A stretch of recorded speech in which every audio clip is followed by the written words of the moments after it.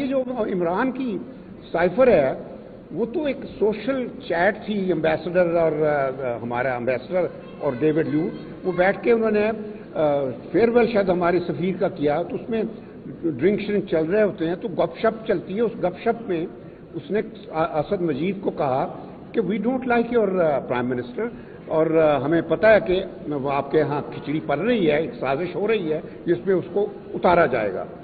تو اس نے اسد مجید نے، جس طرح ہمارا یہ فرض ہوتا ہے کہ کوئی گفتگو ہو یا کوئی واقعہ بھی ایسا ہو جو کہ رپورٹ کرنا ہوتا ہے تو وہ سائفر سے ہی کرتے ہیں. کیا الٹرنیٹیو ہوتا ہے کہ ہم ٹیلیکس بھیج دیں، وہ دنیا بھر دیکھتی، ٹیلی گرام بھیجیں وہ بھی دنیا دیکھتی، لیٹر بھیجیں اس میں دیر لگ جاتی.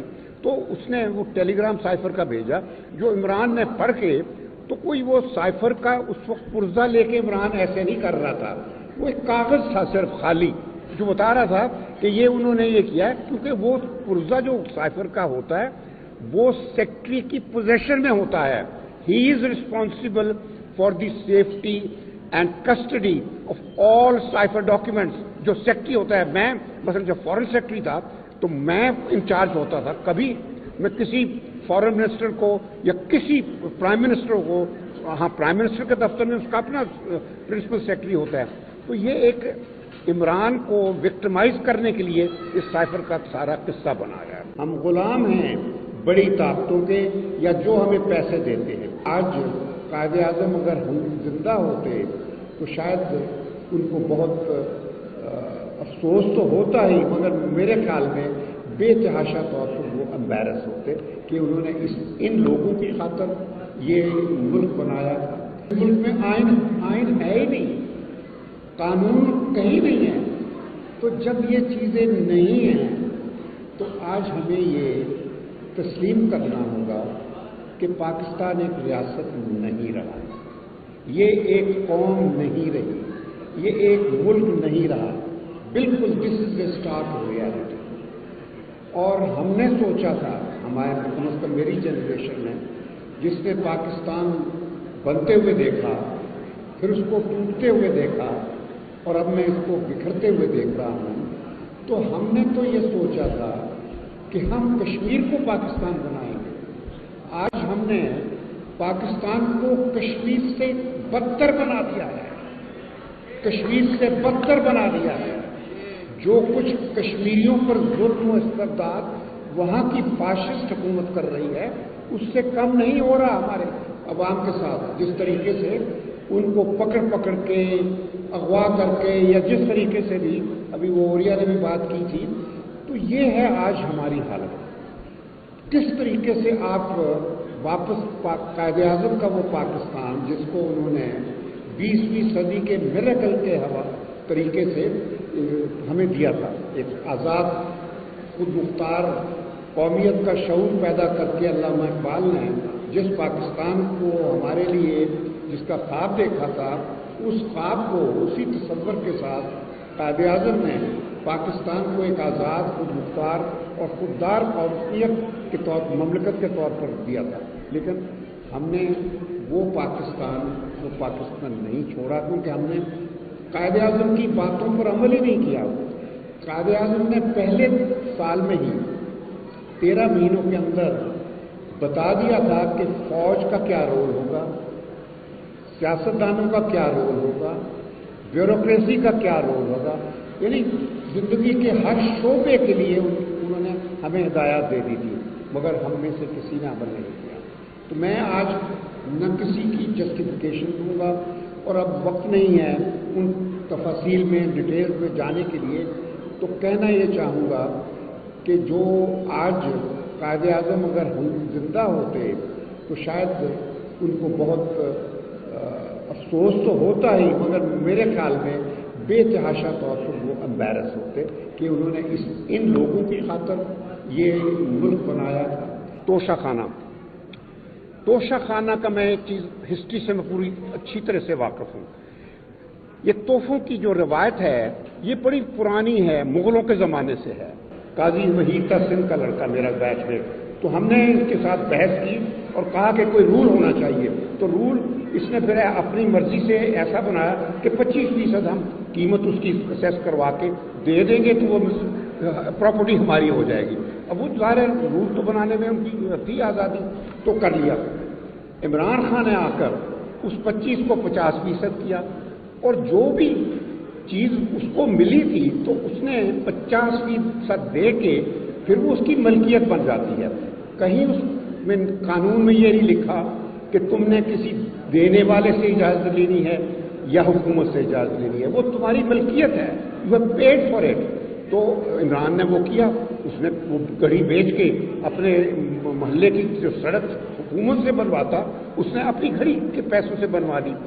उस पर भी इन्होंने ये कह दिया कि इस पर तो खाना काबा की तस्वीर थी घड़ी पे। अरे भाई, खाना काबा के बने जो जानमाज होते हैं वो तो सड़कों पे हमारे रुलते हैं और जगह जगह बिकते हैं, तो ये बिकने की क्या बात है?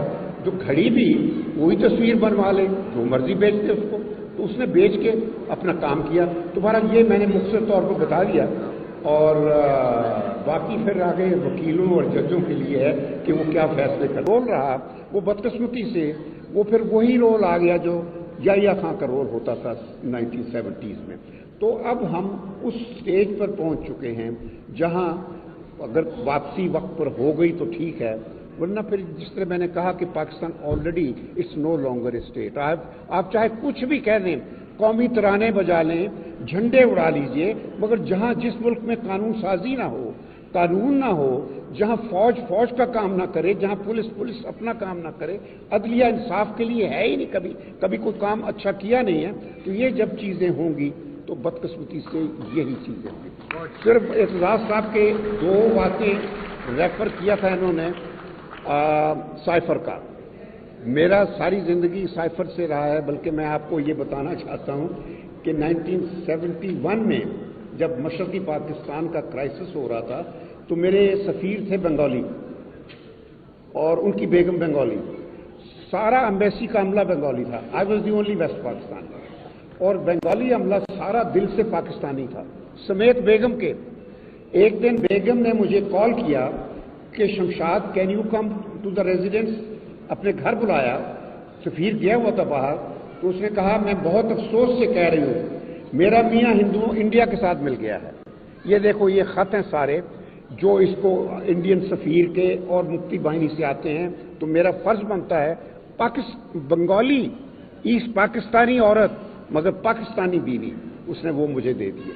मेरी आंखों से आंसू आ गए। मैं उस वक्त 5-6 साल मेरी नौकरी होगी उस वक्त, तो मैंने आके वो फिर इस्लामाबाद भिजवाया खुफिया तरीके से।